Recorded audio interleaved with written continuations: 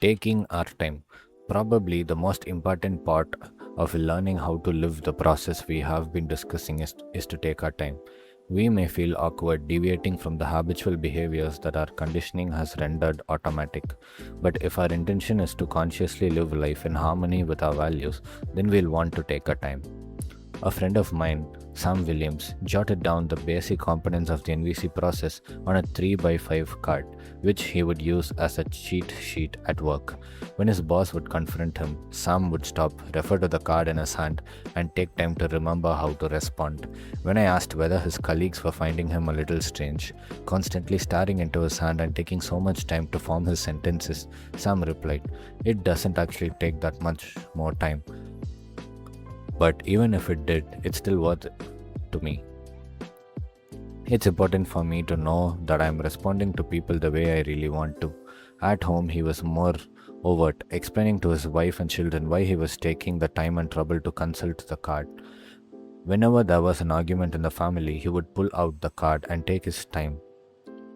After a month, he felt comfortable enough to put it away. Then one evening, he and Scotty, age 4, were having a conflict over television and it wasn't going well. "Daddy," Scotty said urgently, "get the card."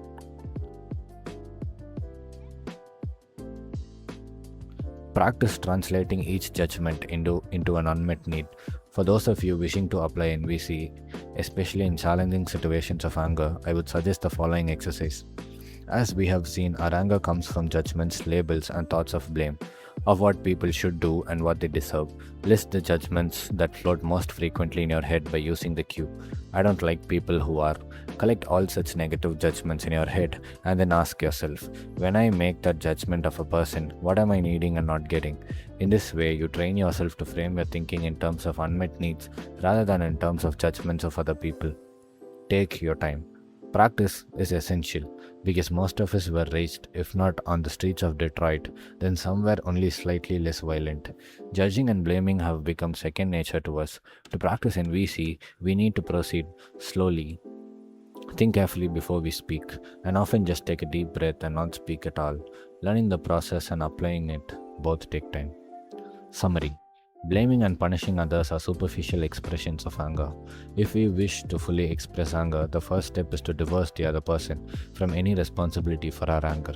Instead, we shine the light of consciousness on our own feelings and needs. By expressing our needs, we are far more likely to get them met than by judging, blaming, or punishing others. The 4 steps to expressing anger are: 1. Stop and breathe. 2. Identify our judgmental thoughts. 3. Connect with our needs. And 4. Express our feelings and unmet needs. Sometimes in between steps 3 and 4, we may choose to empathize with the other person, or so that he or she will be better able to hear us when we express ourselves in step 4. We need to take our time both in learning and in applying the process of NVC.